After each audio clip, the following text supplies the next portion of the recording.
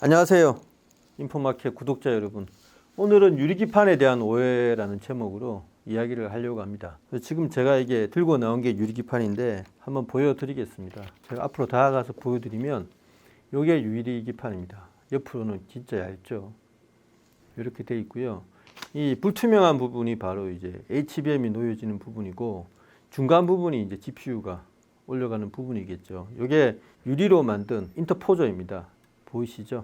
예, 많은 분들이 엄청난 기대를 하고 있습니다. 여러분, 유리기판에 알려지지 않은 단점이 열 배출이 잘 안 됩니다. 이거는 이제 열 전도율이 낮아가지고 열이 빨리빨리 이동하지 않는다 이렇게 설명할 수도 있는데요. 열 배출이 안 된다. 얼핏 듣기로는 상식에 반하죠. 야, 이게 투명한 유리가 얼마나 열이 잘 빠지겠냐 생각하시는데 진짜 열이 안 빠집니다. 어떻게 생각하시면 되느냐 하면 도소 비빔밥 시키면 도소 그릇이 굉장히 따뜻해지지 않습니까? 따뜻한 상태에서 한참 동안 이 열을 머금고 있잖아요. 돌의 특성이 그거거든요. 유리도 투명한 돌이라고 생각하시면 됩니다. 규소잖아요, 규소.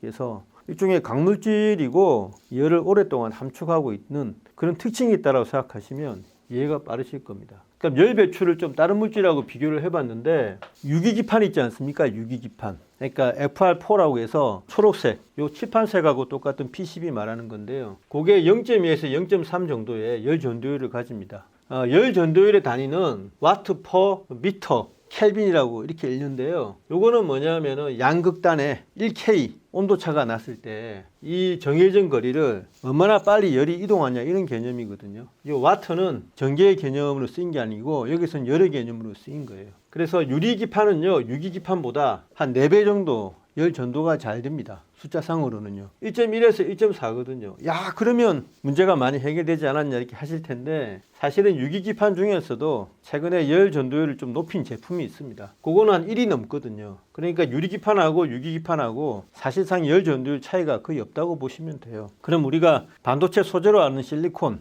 그거는 어느 정도냐? 150이나 합니다. 그러니까 유리기판보다 150배나 빨리 열을 이동시키기 때문에 확 뜨거워졌다가도 빨리 식는다는 이야기죠. 그 다음 구리 같은 경우는요, 물에 400이거든요. 그래서 반도체 전반에 구리를 많이 쓰죠. 배선으로.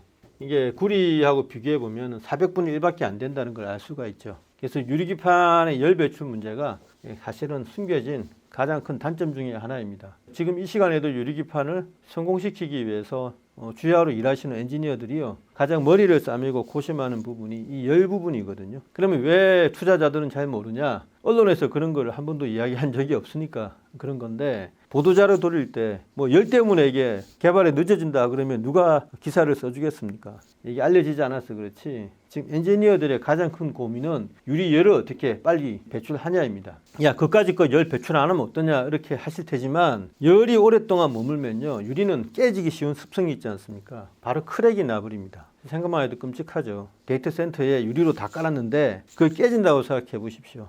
데이터 센터 렉 하나가 어쩌면 완전히 멈출지도 모르는 대참사가 일어나잖아요. 그래서 크랙의 발생을 할 수 있는 가능성이 대폭 올라가죠. 열이 안 빠지면. 물론 크랙의 발생 원인이 열뿐만 아니고 뭐 미세 진동이라든가 아니면 외부의 어떤 압력 같은 거, 이런 것도 원인이 될 수가 있죠. 물론 이제 물리학에서는 열이 이꼴 진동이라고 하시던데요. 어쨌든 최악의 난제로 이어집니다. 열이 배출이 안 되면. 그러니까 딱 들어도 심각성을 이제 아시겠죠. 그러니까 제가 저번에 이제 영상을 찍었는데 HBM 열이 폭주한다, 그리고 또 열의 문제를 해결하기 위해서 SP HBM 같은 게 등장한다라고 영상을 찍었지 않습니까? 많은 분들이 댓글을 달아주셨는데 대부분 솔루션으로 유리기판 하면 되는 거다 이렇게 답을 달아주셨더라고요. 오늘 영상은 그에 대한 제 답변입니다. 그럼 유리기판이 장점은 없냐? 많죠. 첫 번째는 워피지가 유기기판보다 훨씬 덜합니다. 같은 온도가 가해지더라도 이게 희지를 않는다는 거죠. 희지를 않으니까 대면적으로 만들 수 있는 가능성이 생기는 겁니다. 기판을 대면적으로 만들면 훨씬 경제적이거든요. 그러면은 고급 서브스트레이트나 아니면 밑에 대면적 컴퓨터 보드나 요즘엔 다 추세가 중간에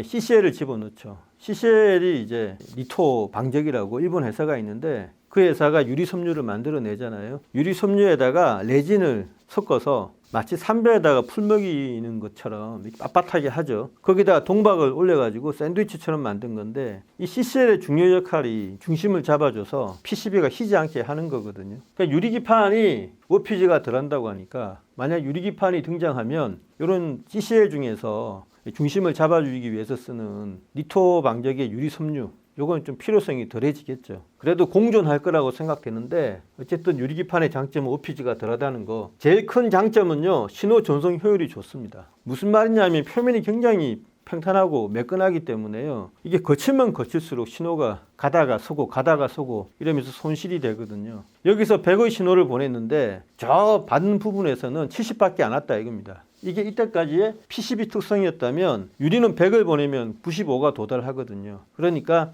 훨씬 더 신호 전송 효율을 신호 로스 없이 보낼 수 있다는 거죠. 그래서 이게 사실 제일 큰 장점입니다. 그리고 정교한 회로가 가능하죠.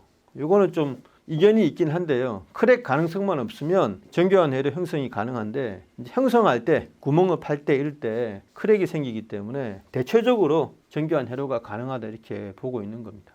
장점이 아주 뚜렷하죠. 신호 전송 효율에 방점을 찍으시면 됩니다. 그리고 대면적으로 만들 수 있다. 이렇게 방점을 찍으시면 되고요. 유리기판이 PCB보다는 많은 장점을 가진 건 사실입니다. 하지만은 실리콘으로 못 만들 뿐이지 실리콘으로 만들면 더 좋은 특성을 가질 수도 있거든요. 열 전도율이 높으니까요. 하지만 비싸서 안 하는 거잖아요.